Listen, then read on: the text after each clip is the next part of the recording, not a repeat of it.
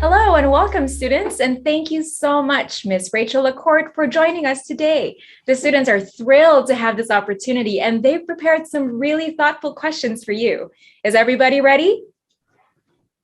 All right, before we get to our first question, Rachel, please tell us a little bit about yourself and your work.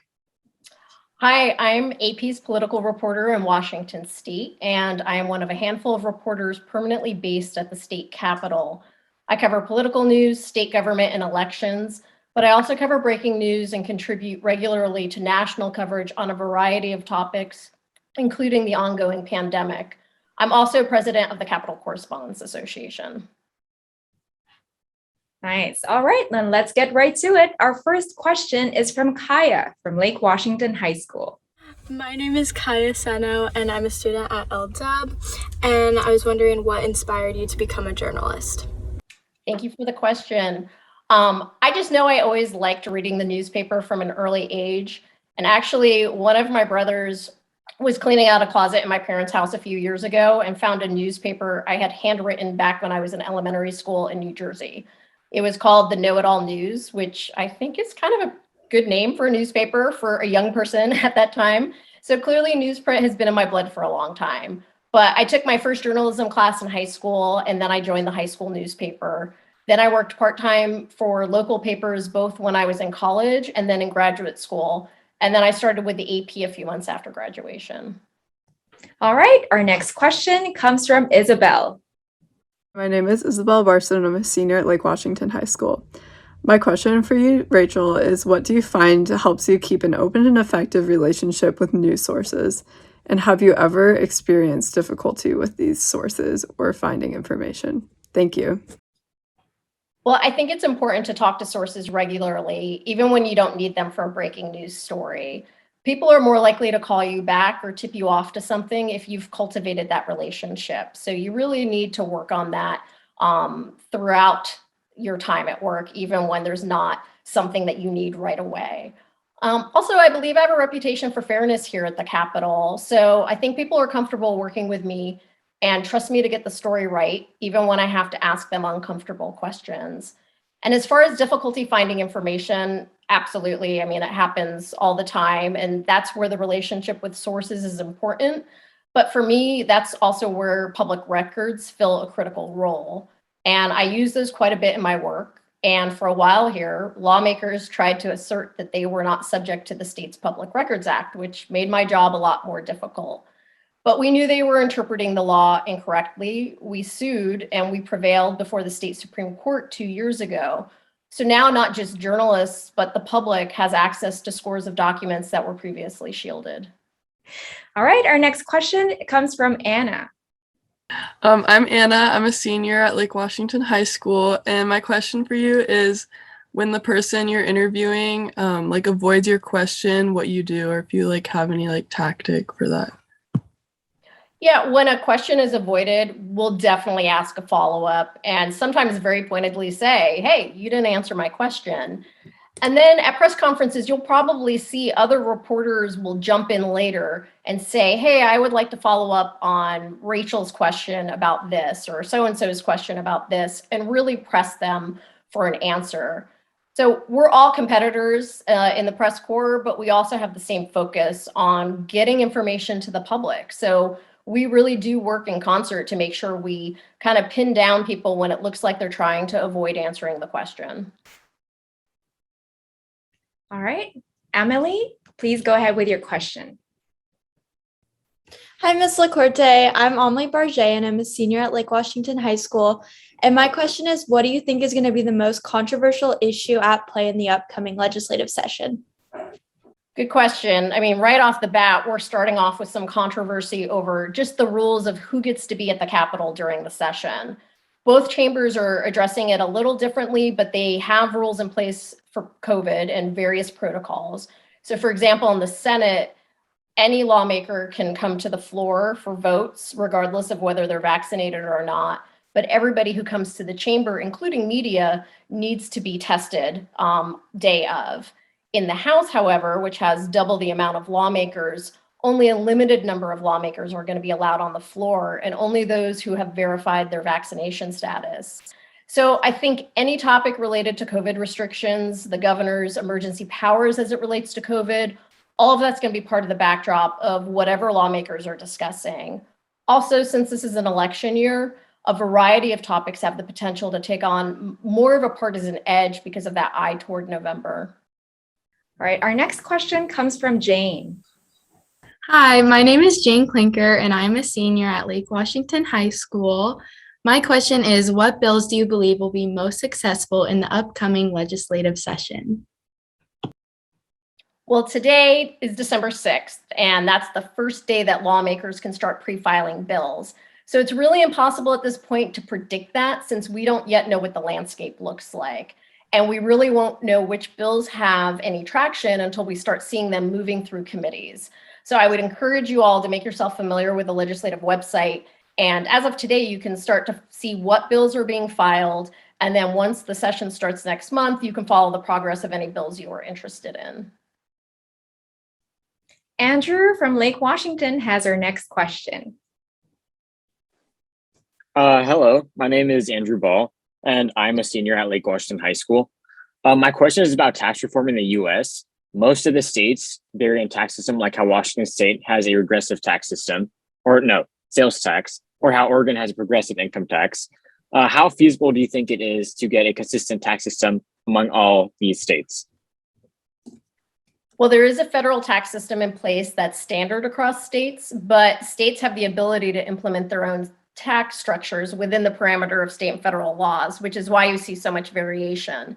That said, there currently is a tax structure work group in Washington that has been holding meetings throughout the year. That group was created to identify options to make the tax code more fair and stable, and recommendations from that group are expected to be made to the legislature in 2023, I believe. All right, from Lake Washington, Dominic has our next question. Hi, everyone. My name is Dominic, and my question is about the decriminalization of drugs. In this election cycle, we've seen that Oregon has decriminalized the use of narcotics through passage of a referendum. Most recently, in Seattle, hallucinogens like psilocybin have been decriminalized. So what do you think the likelihood is of all drugs being decriminalized in the state of Washington? And more specifically, what is the probability that the state house and the state senate pass such a bill and that the governor then signs it into law? Thank you. Well, there was a Supreme Court ruling this year that did decriminalize all drugs. It's known as the Blake ruling. And in response, the legislature passed a law making drug possession a misdemeanor rather than the felony it was under the law that was overturned by the court. So under the new law that's now in place, police divert a defendant's first two offenses to treatment before the case even makes it to a prosecutor. And that law sunsets in 2 years. So you'll see a lot of debate about this issue as that date nears and lawmakers decide what to do. But you're not going to see anything this year because this law just took effect this year, and they're going to see how this goes over the next couple of years. Joining us next is Sydney. Hi, I'm Sydney Kraabel, and I'm a senior at Lake Washington High School. I am wondering what the likelihood of passing legislation where composting in restaurants is mandated at a state level. Honestly, I haven't heard any rumblings about that at this point, but I would say in a short session year, it's not likely in 2022. That's not to say that there might not be an initiative next year or in coming years, but at least at a legislative level, I would be surprised if that topic gained traction this year, just because of the limited time. Still on the topic of the next legislative session, our question comes from Holly. Hi, my name is Holly Gardner, and I'm a senior at Lake Washington High School. My question is, in the upcoming session, what topic do you expect to cause the most debate? Well, just last week, Democratic Senate leaders were asking the governor to pause the start of a payroll tax for a long-term care program that's set to start collecting money next month. So you'll see Republicans pushing to have that law repealed completely, and Democrats who control both chambers will try to salvage it, but push off the impact on people's pocketbooks probably until next year. Lawmakers are also still discussing a transportation revenue package, which certainly could bring a lot of debate, though whether they could reach agreement in a short session is uncertain. There's also going to be discussion around some of the police reform bills and whether any clarifications or tweaks need to be made to those. And the governor is also likely to lay out more climate priorities in his budget proposal later this month. So I imagine that will garner a good bit of debate as well. With a question on politics, it's Elle. Hi there, my name is Elle Christofferson, and I am a senior at Lake Washington High School in Kirkland. My question would be, on a national level, we're seeing a large growth in partisan politics, which is kind of impeding the ability to pass legislation. So my question is, in Washington State, are we experiencing the same thing, or to what extent is partisan politics kind of taking over on that state level? And should we be concerned about our state's ability to pass things through this new session? Well, all you have to do is look at the legislative session earlier this year to see that the Democratic majority was not impeded by much. They passed a state budget, they allocated billions in federal COVID funding, approved nearly a dozen measures on police reform, and passed a new capital gains tax on high profit stocks and bonds, and the list goes on and on. But remember, Democrats have solid majorities right now in both chambers here, whereas in the US Senate, it's a 50-50 split with the vice president as a tiebreaker. So it's a very different situation. And as far as this upcoming session, I think that really the only limit on lawmakers this year is time and potential caution that the Democratic majority may show due to the upcoming election. Last year, they had 105 days to pass legislation. This year, they just have 60 unless they go into a special session. So I don't think there will be much of an issue unless it's a particularly controversial measure. They might wait until next year when they have more time. From Meridian High School, our next question comes from Corbin. I am Corbin Marshall. I am a junior at Meridian High School. And I would like to know, how does the Associated Press, as an organization, avoid bias? Thank you. Thank you for the question. AP is known worldwide for fast, accurate, and unbiased reporting. Now, do human beings have bias? Of course. But can those same human beings approach news stories without an agenda and focus on factual reporting and presenting just the facts? Absolutely, and we do it every day. But in general, there are things that most journalists, and certainly political journalists at AP and elsewhere, don't do. We don't make campaign donations, we don't put political signs in our yards, and we don't write political posts on social media. The AP has strict standards and practices on everything we produce. And when we make a mistake, we're transparent about it and issue a correction. I've been at the AP for more than 24 years, and the main goal is to never sacrifice accuracy for speed and to provide the public with information they can trust. Jenny from Lake Washington has our next question. Hi, my name is Jenny, and I'm currently a senior at Lake Washington High School. My question is regarding social media. Should social media platforms regulate the spread of false information, especially with news media companies that have a big influence on those platforms? Well, Congress will ultimately decide what sort of regulation should exist. But the AP's role in addressing misinformation is through accountability journalism. So in reporting we've done on this, we've highlighted how these platforms are being used to circulate falsehoods, and we've pressed for answers on how tech companies, government officials, and others are tackling this growing problem. Separately, AP works incredibly hard to elevate credible news and information. We have a news verification team that checks misinformation that's trending on social media sites, including Facebook and Twitter. And we have a long history of fact-checking and debunking misleading claims made by prominent figures. A regular feature on The Wire is one that focuses on what didn't happen in the news this week. So it's a story that looks at some dubious claims that have been made and spread across the internet, and then we lay them out and debunk them. Joining us next is Pranav. Hi, my name is Pranav Prabu, and I'm a senior at Lake Washington High School. So my question concerns the change in the Associated Press means of reporting. How has the role of the Associated Press changed with issues like the 2008 recession and the coronavirus pandemic? And through these events, has the access to information and media for reporting been affected? It hasn't changed much because AP's 175th anniversary was earlier this year. And just to give you a bit of history, AP was formed when 5 New York newspapers funded a Pony Express route through Alabama to bring news of the Mexican War north faster than the US Post Office could deliver it. So national and international reporting has been our focus from our very founding. And that continues to this day with our broad and in-depth coverage of a multitude of things, including the pandemic.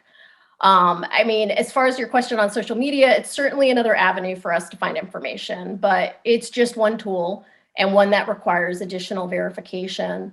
A lot of the news you see on social media is people linking to mainstream news outlet articles. So while yes, social media means everyone has a megaphone now, that just means traditional journalists have more ways to get our stories out there. I also think social media makes journalists more accessible to their readers, which is a good thing. Mia, we're ready for your question. Hi, my name is Mia Todd. I'm a senior at Lake Washington High School. My question is, what type of media do you think people trust the most to get their news from? I think it depends on the person and the generation. I am definitely old school, and I have the benefit of having a worldwide wire at my fingertips. And so to me, and many others, AP is the gold standard. But if I hear fire trucks in my neighborhood, I check my local newspaper and I check Twitter. So I think people have a lot of options, and then the trust is established by whether the information the reader receives is ultimately pans out. All right, our next question is from Ella. Hi, Ms. LaCourte. My name is Ella, and I'm a senior at Lake Washington High School. And I was wondering if you could speak to some of the experiences you've had being a female in a pretty typical male-dominated area when you've been working in politics. Sure. For a few years here, I was often the only female reporter in the room. And when I first arrived, more than one person thought I was the intern instead of the head of the bureau.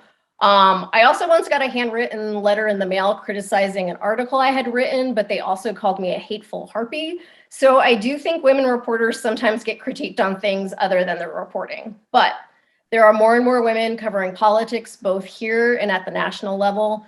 And I work for a company where the top leadership positions are held by women. Also, I'm the first female president of the Capital Correspondents Association, and I was elected by my male colleagues in 2012.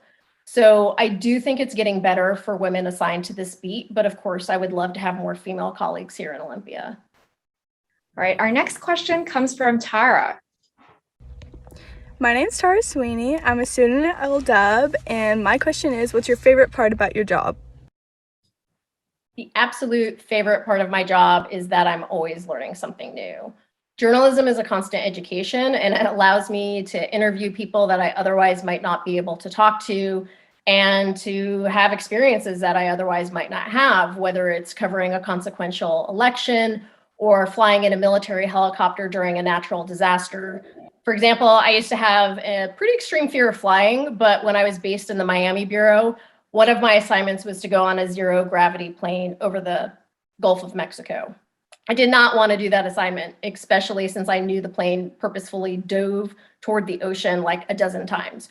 But I had to do it, so I did it. And I ended up getting a really great story out of it, floated like an astronaut, and now I don't have a fear of flying anymore. I would not have had that experience if not for my job. I'm not saying that every story is like that. Writing about the state budget is definitely the opposite of that, but I really do like not knowing what my day entails every day that I show up. Yeah, I think Dominic has a question. Dominic, go ahead. Well, my question was kind of building off of what had been asked quite a bit earlier in terms of biased news and things of that nature. As a journalist, not necessarily for the AP, but as a journalist, like what is your opinion, and what do you think the impact of having such polarized and biased news to the point where some of the largest media outlets are reporting things that are just false, undeniably, and people believe it? Like, what do you think that effect is on our society? Well, I think it does put a lot more of the responsibility on the viewers and the readers, but I know that's easier said than done, right? And I mean, I guess, and the reason I work at the AP is because I very, like, from a young age, I knew I wanted to work somewhere that like did not have an agenda, that was not like the newspapers of old, which were like very clearly took stands on particular issues. And that's just never been something I've been interested in. I just want to get the information out there, fact check things that are obviously false, but not try to tell people how to think. So I do think it's tricky. How do you get to people who are just watching one point of view? But you find that on the internet too, right? I mean, it's the same reason Facebook is telling people, they're feeding them the same things and they're not getting outside news elements, which is why I don't know if you've noticed on Facebook and Twitter, sometimes when somebody posts something that is completely egregious, you'll see a little tag under it that says, there's been reporting that has shown this to be not true, or, where you can click on that. And I know AP's worked with some of the groups on our stories are used to kind of help try to combat that. But no, do I like biased reporting? No. And that's why I don't work for news organizations that report in that way. And I never could. Like, there's no amount of money that you could pay me to go do something where I am misleading people or leaving out pertinent information. But that said, how do you, like, that's just the reality of our news landscape right now, where you've got far left, far right, a bunch of stuff in between, and then people are picking and choosing. And some people don't want to hear other information. They just assume that if we're not reporting your belief system, that we're biased. I certainly have been accused by both sides of being Republican or Democrat, and I'm neither. So it's just sort of like, where do you, how you just do the job and you report the information, and there are people that are going to assume you fall one way or the other just because you're not reporting their opinion. But no, I agree with you that bias or omitting information is showing a bias, right? Because you're not giving people the full information that they need to really know the facts of a situation. And that's not journalism I'm interested in. But unfortunately, it does exist out there and online. And that's why I do think people really need to be proactive in checking out, like, what are the true facts? Because I don't think it benefits anyone to really only have half the story. Does anybody else have questions for Rachel?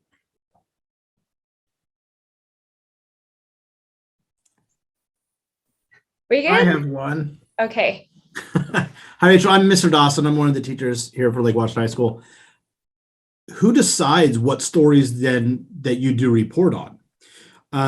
Because if you come up with a story or you have an idea, like, is there just like a major editor or a single group, or is it one person who actually decides what you personally get to report on and what you don't get to report on?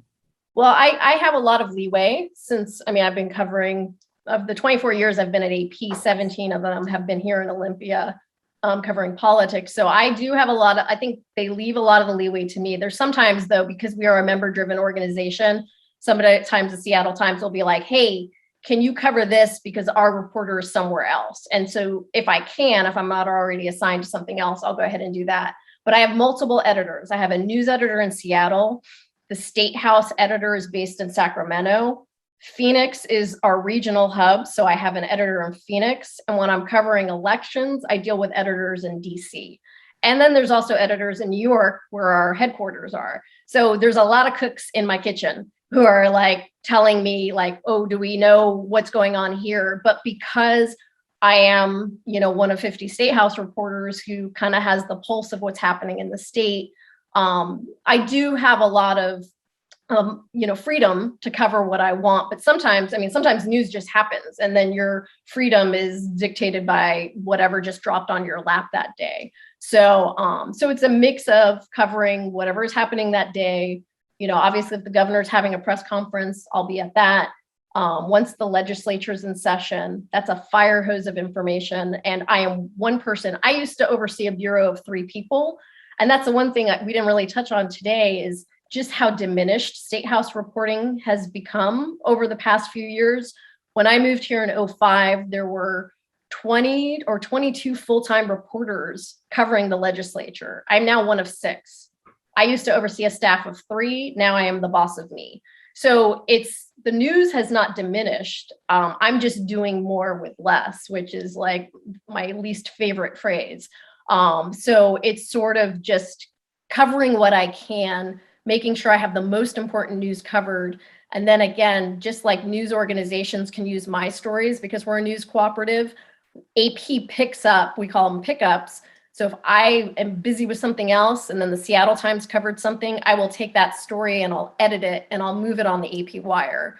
So, so that's how we kind of cover all of the news with fewer actual bodies on the ground.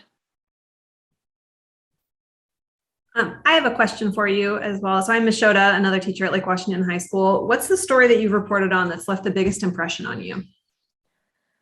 I mean, a couple. I was saying to someone the other day that before COVID, the most stressed out that I've been as a reporter was the 2000 election in Florida. I was in the Miami bureau when that happened. And I know a lot of you guys are really young and probably don't remember this, but you know, the last real significant election when the US Supreme Court basically decided the presidential election, it all came down to Florida. And I was the sad reporter on the desk in Miami on that night when I thought I'd be leaving at 10:30. And instead I worked all night because we realized that there were issues with the count. And then that basically took over my life for the next few months as that election was disputed and the recount happened in Florida. And, you know, there was a documentary about it that was on HBO the other day I saw my head in the middle of some chaos, you know, around a recount. And I was like, oh yeah, that was the last time that I had really, truly overwhelming, significant stress just because I worked nonstop. COVID's definitely been a different situation in that none of us have had a break. I mean, you guys haven't had all of our lives have been disrupted. I'm reporting from my house. You guys were doing school from home. I mean, I actually think having to report on something so stressful helped keep my stress levels low because there's a nice disconnect when you're a reporter. When you have that notebook in front of you, you're doing a job. And even if you're covering something really stressful, you're able to kind of disconnect from it because you're just doing the job. And then sometimes you stop and think like, oh, I am a human living in this really horrible time right now. But my job kind of gave me a focus and a purpose because I was learning stuff same time you were, and my job was to get that information out. What businesses are open? Are schools opening? What's the latest variant situation? So, I mean, I think COVID's definitely been the most challenging. I think most reporters would say that because we've had to cover a really complicated story from multiple angles, health issues, you know, the health angle, the political angle, and just the real world impact on economies and travel. And that's something, you know, no reporter alive had to cover previously. I think, Dominic, did you raise your hand? You have a question? Yeah, I was just going to follow up to what Mr. Dawson asked and the response that you gave, Ms. LaCourte. Is that diminishment of like manpower in the press corps just because of press institutions making less money? It's been tricky. News organizations have been trying to figure out how to keep the lights on. I mean, we've seen a lot of stories about hedge funds buying newspapers and then totally dismantling them. It's probably one of the most depressing things to watch as a journalist. I'm lucky that I work for the AP and that my job is not reliant on whether people click on my stories, and we don't have to worry about a hedge fund buying us because we're a not-for-profit news cooperative. But our members sure do. And it's been really difficult to try to figure out what is the solution for a lot of these news organizations to be able to cover things in a way that, you know, because there's gaps that are left. When newspapers leave a community, that means there's a city council that's doing something and nobody is paying attention except for maybe that really focused community member who goes to every city council meeting, and maybe they have a local blog. But I mean, there's real world impact to journalists not holding people accountable, and that worries me. And it is, I don't know that we'll ever get back to a point where when I started in the 90s, I mean, it was full. There were just so many reporters and at AP and elsewhere. And I just don't know that we'll ever get back to that sort of overstaffed. Well, not that we were overstaffed, but to that level of staffing again. How do you ask the hard questions to, say, people of power when you get a lot of pushback on sensitive topics? And I don't know if this is my East Coast personality in the Pacific Northwest passive aggressive land, but I have no problem asking people hard questions. It's just like how I'm built. I'm an Italian from New Jersey. Like, we just are generally like, maybe that's why I became a journalist, because I'm not easily intimidated by people. And if someone pushes back on me, that's only going to make me want to find something out more. And so I do think it can be challenging at times to ask really uncomfortable questions, especially during Me Too. There was just so much complexity during coverage of that with stories when you're talking with victims, and then you're talking to people of power who are not wanting to talk about this and wanting to shut you down, and you just really have to hold your ground. And I do think that you have to have a certain personality, and you have to have a thick skin to do this job, because people, when they don't want to talk to you, they make it very clear, and you just really have to stand your ground. That's pretty inspiring. So we've reached the end of our questions, but Rachel, do you want to share any final words or any advice for our students today? Well, I would just say that media literacy is more important now than ever. And all of you have the ability to seek out a variety of legitimate news sources and to not let the social media algorithm determine your news consumption. You, as a reader, need to be proactive about checking out whether a story that seems just super bizarre or too good to be true is legitimate. There's a famous journalism saying that goes, if your mother says she loves you, check it out. So stay curious about the world around you, but maintain a healthy dose of skepticism. I would also encourage you guys to download the AP app. It's free, and you can see all of our stories. National stories, sports stories, international stories, state stories. Most newspapers, TV stations, and radio stations are AP members. So more than half the world sees our product on any day, and it's free and accessible. And so I encourage you guys to read the AP, to read your local paper, and to just really stay curious. Thank you so much for that. That's really great advice. So that's it for this episode of Connects. Thank you again for joining us. You can stream all episodes on teachwithtvw.org. We'll see you next time.